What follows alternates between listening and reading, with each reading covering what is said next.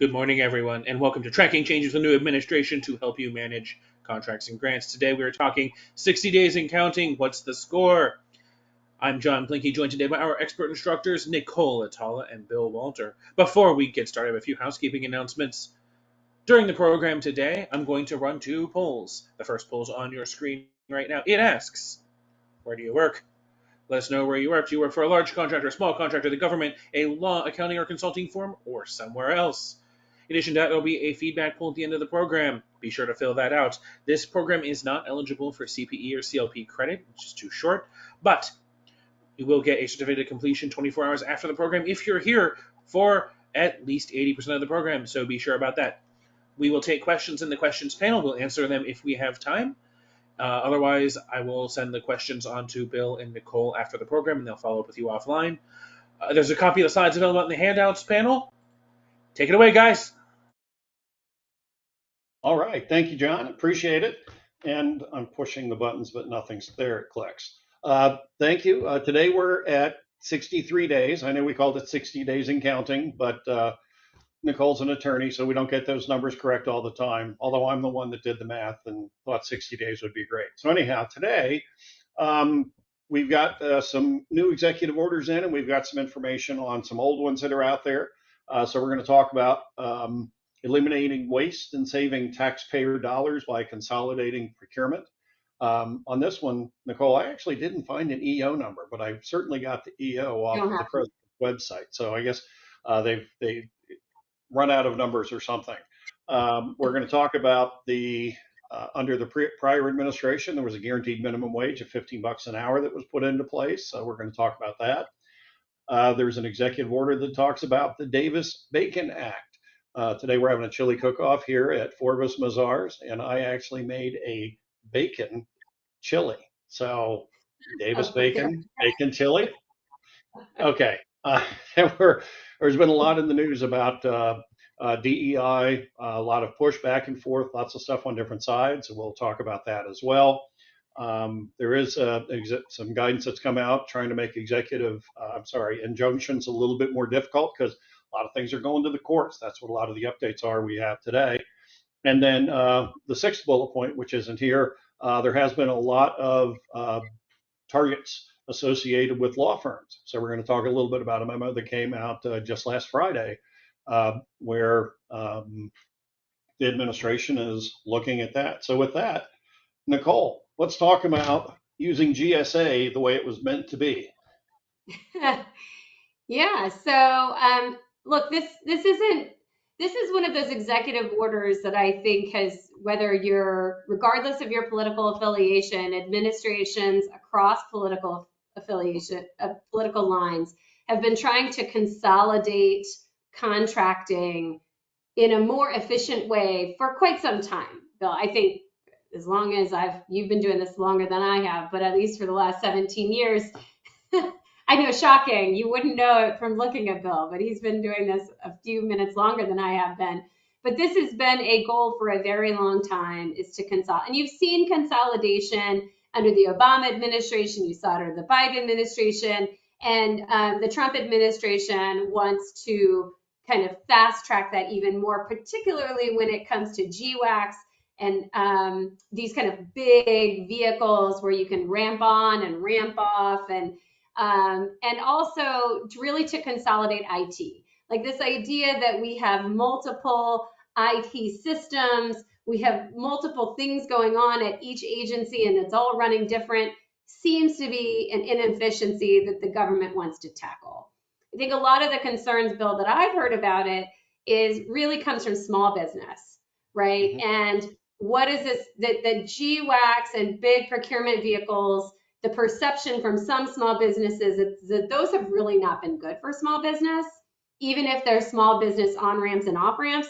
So there's concern about what's going to happen. And what's going to happen to GWACs like soup, right? Where you've already been down, or CRSP 4, we've already been down this road for a really long time. Are they going to finish those procurements? They're, 2 years in some cases? Mm-hmm. All that effort, procurement costs, what's going to happen to that? And I think that's yet to be seen. Right, Bill? Yeah, and like you said, I've been around for a couple of years in this. And this has always been an issue that has been at the back of my mind. I see that, CIOSP4, this big contract to buy IT supplies and services, run out of the National Institutes of Health.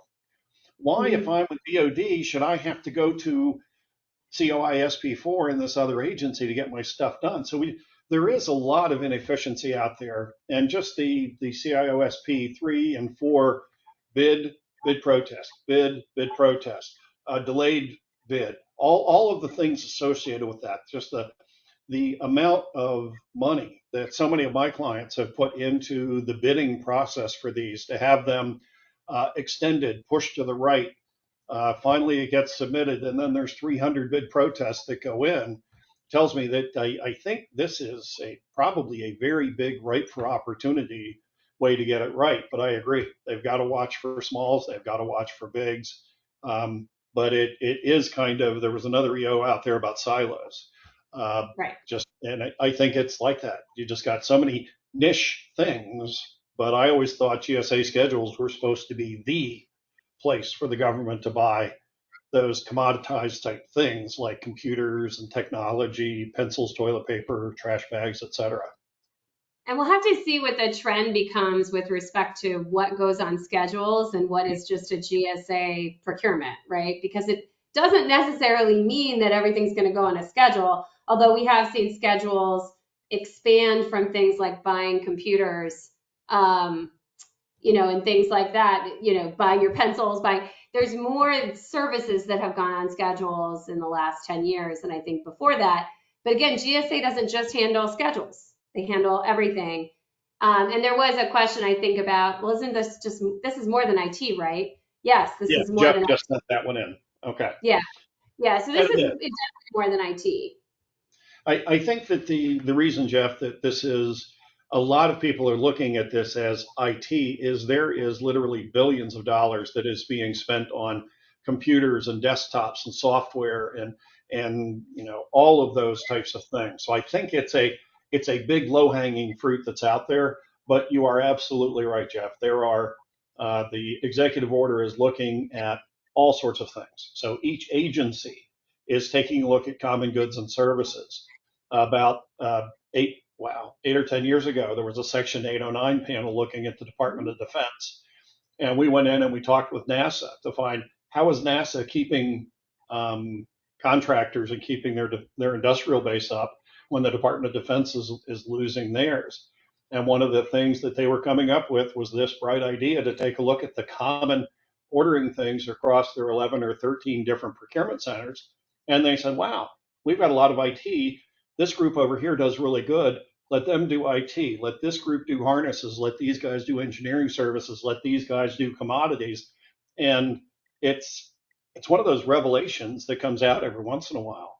And even in our accounting firm, we have people who used to have a foot in construction and in government contracting. Now we've gotten to the point where it's much more efficient to have somebody that really knows construction, somebody that really knows this industry, really knows this industry. So I think this is a pretty common uh, trend that we're seeing where companies are just the government's trying to figure out how to be a little bit more efficient here. Yeah, we did have another question from Alexis about GSA. The EO does mention this idea of using GSA categories to define goods and services. I can't really speculate on how that's going to roll out. We have really no meat on the bones of this. Bill, I don't know if you have any historical context to lend to it, but to me, it was kind of we'll see what happens, but we really don't have any meat yet on that one.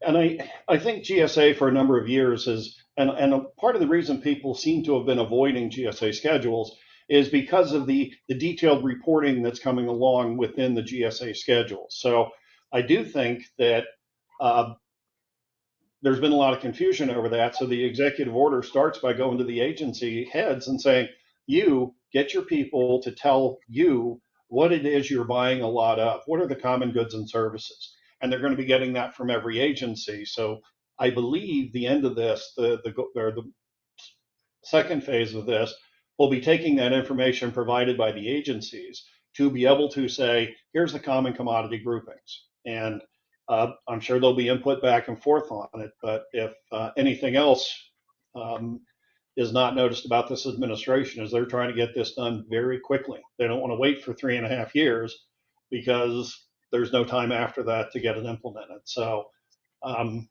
it's a start. We'll keep you posted on this and see what's up in 2 weeks, and we'll see what's up again 2 weeks after that. But I do believe that this, when this one came out, this was one of the ones that I said, I like what I see here. We do have a lot of money that gets spent on all these proposals for all these different agencies and the fighting and a lot of elements. So there's good and bad with each one of these. I'm kind of looking forward to see how this one does roll out. Yeah, it's all an implementation, right? So we'll see what they do. Yes, and if you download the slides, we do have a link here at the bottom on the executive orders fact sheet that'll give you a little bit more information that we don't have time in our 30 minutes to go through. Okay, next topic. Nichole is my go-to labor attorney. Anytime there's a question dealing with labor laws or the application, first person I call is Nichole. So, Nichole, I thought of you. So on March 14th, the Trump administration revoked the minimum wage for government contractors executive order. It's interesting because during his first administration, there was a prior iteration to this. He did not revoke it. So everyone didn't really know what his position would be on the Biden EO. Because he has this kind of populist following, right? And so people thought he left sick leave alone. He hasn't done anything with sick leave yet. What's he going to do with minimum wages? He didn't revoke it out of the gate. But here we come on March 14th, and there was a group of executive orders that were issued on that day, and this was smack in the middle of them. And so it revokes the minimum wages that applied to hourly workers working on construction or service contracts. So if you didn't have a Service Contract Act contract, and you didn't have a Davis-Bacon Act contract, this wouldn't have applied to you. You can ignore me for as long as you want to ignore me. But if you had an SCA contract or a DBA contract, this likely was in your contracts. I included the FAR clause here for you all. But the FAR deviations have not been issued yet. So we don't have the FAR clauses coming out of the contracts quite yet. The executive order itself allowed for wages to increase to $17.75 or mandated them on January 1st. So everyone that was subject to this should have already raised rates effective January 1st. And can, in my mind, even though we don't have any guidance on this yet, it certainly seems like you should be able to stay the course. Again, this is a minimum wage rate, not a ceiling. It's just a floor. So I have a lot of contractors and a lot of COs that are confused about what they do with this now. But right now I'm saying don't make any huge decisions until you really kind of digest this a little bit, because it does not require a decrease in wages. You still should be able to get your price adjustments for the year per that price adjustments clause. And so, but you really should look at your contract structures, how you've raised rates due to the minimum wage EOs, and make sure that you all are comfortable about the path ahead. But nothing else other than a blanket revocation at this point. Yeah, and Robert asked a question here. With the new SCA minimum wage reverting back to the $13.30 an hour per the Obama EO, what, if any, impact is there to wage determinations? Is it correct to assume if the wage determination is already above the now rescinded EO and even higher than the 1330 that there is no impact?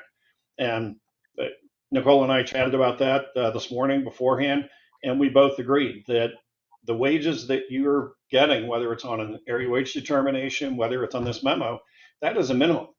So if the minimum is 1330, and because of the rules that are in place, you've been paying your employees up to the $17, I don't see that you need to revert back. I don't think that there's any guidance that says you do that. You've been training people to do this work. They've got it under their belt, and the area wage determinations, they look at the law to make sure that the minimum wage is in place, but they look at the market rates for that.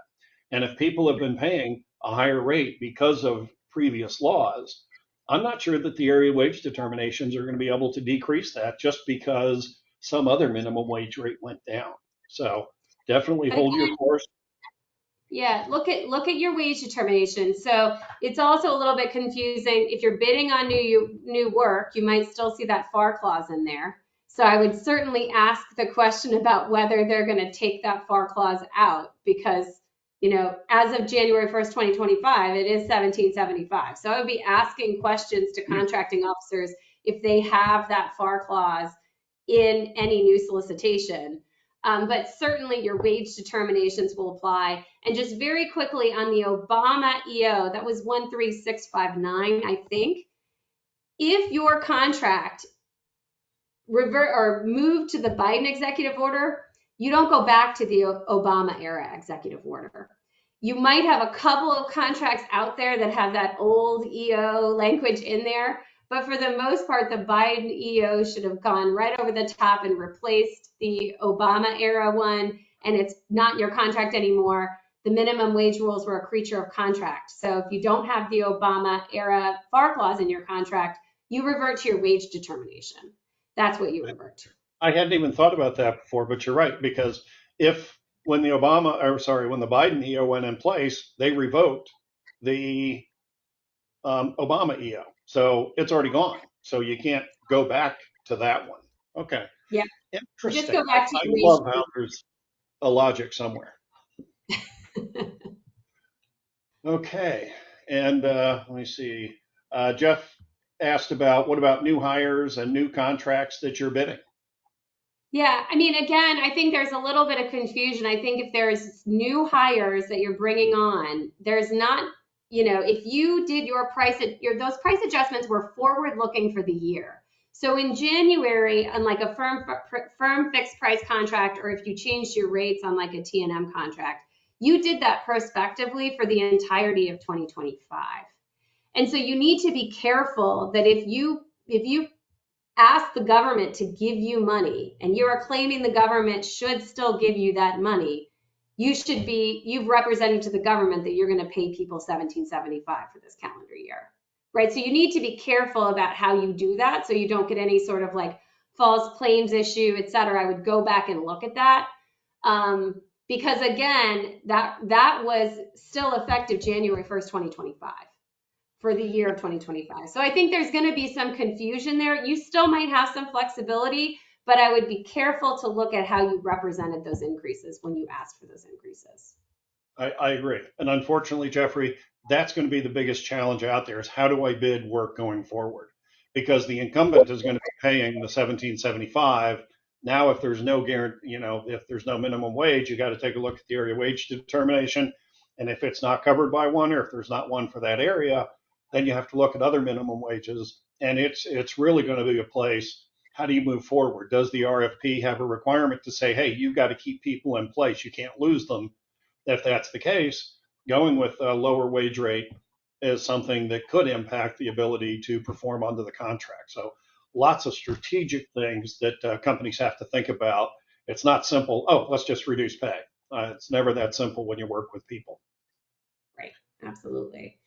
And in a lot of states, you have state minimum wages already out there that are high. And so it's really going to impact areas that are more low wage areas. That's where you're going to see the biggest shifts. All right, very quickly on the Davis-Bacon Act. I don't think we have to spend a lot of time here, but in that group of March 14th executive orders, the administration rescinded 14126 and 14119. These were really related to the Davis-Bacon Act. And there was this requirement under certain Davis-Bacon Act contracts to have contractors kind of pre-negotiate labor agreements with unions and also incentivize certain apprenticeship programs. Those were already kind of stayed and in trouble by the courts. And so it really doesn't have an immediate impact on most contractors because courts were already kind of intervening and getting involved there. But generally speaking, particularly the project labor agreement EO is going to be much better for construction contractors not to have that. I mean, you can only imagine what it's like before you even bid on a contract. You got to go out, talk to a union, negotiate a project labor agreement. That wasn't fun. So I don't think anyone's really going to miss that except maybe the unions. Okay. So, with that, why don't we jump into DEI? It's been a big issue. I think probably one of the most pronounced items that the administration has come out on. So, what's happening with that? They said, no, it's all illegal. You can't do it anymore. Yeah, so when we talked 2 weeks ago, we said, you need to know about this stuff, but don't worry. There's a court has issued an injunction and we're on hold, right? So you should be looking at stuff, understanding of optics, but it's on hold. Now, on March 14th, the U.S. Court of Appeals for the Fourth Circuit lifted that preliminary injunction. It's still under appeal. So it's not like this litigation has gone away. They're still kind of hashing it out. But the administration represented to the judge that, one of the judge's biggest issue was this definition of what illegal DEI is. Like, what do you mean by that? How can people comply if they don't know what this means? And the administration basically said to the judge, it means things that are illegal. So we are not going to enforce anything that we think is legal. And the judge says, okay, the panel of 3 judges said, okay, we're going to trust you on this one.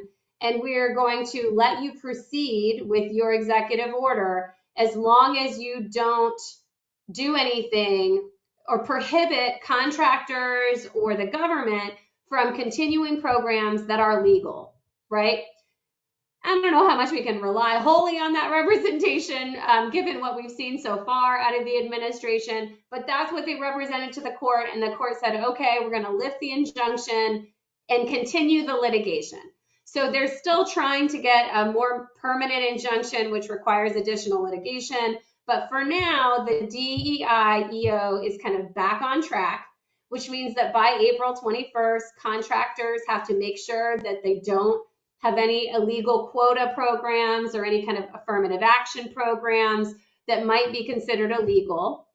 And I assume that the administration is proceeding with this certification requirement, although we've seen language floated, but we don't have final language yet. So again, it's going to proceed now. So if you put your efforts on hold, time to pick those up, you got about a month to get that done. Okay. And we do have a note from Charles. He says that, hey, the State Department has issued a final cert. Have you seen that? Yeah, I've seen, so some agencies have issued, it's all very similar language, and I assume that's going to be what the administration rolls out, kind of blanket, likely, I'm expecting it to be like in SAM or something like that. But for now, what we've seen is basically you certify that you will not have any illegal discrimination type programs. Again, as I mentioned in the last webinar, I think that means it's really important for you all to get your houses in order with respect to your anti-harassment and discrimination programs, because plaintiffs' lawyers are going to use those certifications to increase False Claims Act litigation. So, just really shocker. Wait a minute. Can't the administration do something to make injunctions more difficult? Great segue. Yeah, so the last 2 slides are really about trying to slow down litigation against the administration. So the administration obviously has seen that courts are slowing them down and they don't like it. So there's this rule of civil procedure, which is basically the rules that govern lawyers when they're litigating. And it requires that if you want an injunction, that you post a bond equal to the amount of damages that you're seeking. And a lot of courts waive that bond requirement. They say, we're not going to require a bond in this case. And the administration is saying, we want you to go after the bonds. DOJ, when you are litigating this stuff, plaintiffs must post securities, which obviously makes it harder for certain plaintiffs to bring injunctive relief claims. Although some of these are handled, like the Sierra Club just sued, and like those kinds of organizations will be able to post the bonds. But it certainly is trying to make it harder to bring these cases. They want to kind of throw roadblocks up and make their lives easier. So that's where that's coming from. Okay. And some of the roadblocks that they're identifying is occasionally we have what are purported to be or alleged to be scam cases just to slow things down. So what's the administration doing to prevent those abuses? Yeah, this is not an executive order. This is a memo to the Attorney General and Homeland Security that basically says, like, if we think that a lawsuit is frivolous, we want you to file what we call Rule 11 motions, which we already had, which basically says you can't file a frivolous lawsuit, right? But the thing that's interesting is that it directs the Attorney General to go after law firms and lawyers that they think are anti-Trump or anti-administration. And that's a different flavor than we have ever seen before in an administration. And of course, I'm biased. I'm a lawyer, so I think I should be able to bring the lawsuits I want to bring, even if the administration is unhappy that I'm bringing them. This administration does not want to be challenged, and they want to chill. They want lawyers to be afraid to bring those lawsuits because we've seen a number of executive actions against large law firms already that represented Hillary Clinton, that represented Democratic interests. And, this administration wants to stop that from happening. They want to slow down opposition. Of course, they have their flavor to that, right? But as I tell everyone in these things, it's all great if you're on the same side as the administration trying to push things through. But in a few years, you could be on the other end of that stick and you might not like it so much, right? So, that's why you should be paying attention to things like this and see what happens. And it could be 3 years and 10 months from now. So Right. it's right around the corner. Okay, Yeah. well, let me see. We do have a question that came in from Jeffrey. Where do you see CBA rates falling into this mix with the executive order for minimum wage being rescinded? I don't think it's going to affect CBA rates at all because CBAs are your wage determination. And in fact, I expect that it will encourage more unionization by service workers, not less. Because if you all of a sudden your wage rates drop from $17.75 to $15 an hour because the EO has been rescinded, you're going to be angry, and it's going to create this great path for unions to organize that workforce because that's how they're going to get rate increases. So I think it's going to encourage unionization. And then we have one last one that's about, will the contracting officers notify us if certification under the DEI executive order is required? And the answer is yes, you will get so far we've gotten FAR deviations is what we've gotten, and we've gotten memos and, please email me back saying you're certified. That's not supposed to be required until April 21st, but we are seeing it already. Mhm. And I chuckled when you said the contracting officer is going to notify you.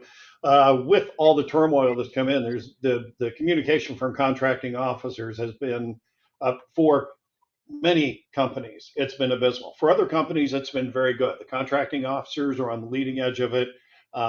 But there are quite a few companies who are not getting the guidance. And if you have grants, there was a big lack of guidance that was coming in. It was just, hey, pay attention to the executive order, do whatever it says. As opposed to on the contracting side, you have a contracting officer that's, addressing each one of the contracts that they manage. So And that's only going to clearly, get worse, right, Bill? Because the layoff plans are going to start being executed soon. So we saw kind of the first exodus. Government employees have until the end of April, I think, to elect Vera, which is early retirement. So we're going to see more resignations, I think, by the end of April, and then layoff plans go into effect. So we've already seen, especially with termination proposals, you send them to the CO and you get a permanently out of office memo, and you send it, please contact so-and-so, and then you contact so-and-so, and they are also permanently out of the office. So I don't, it's going to be a ride for some contractors. it's going to be a very interesting ride. Better than a 5-ticket ride at Disney World. So, or Disneyland. I guess Disney World never really had the 5-ticket rides. Okay. So with that, John, we've reached the end of the hour. I think we've answered all of the questions that have come in. Off to you, sir.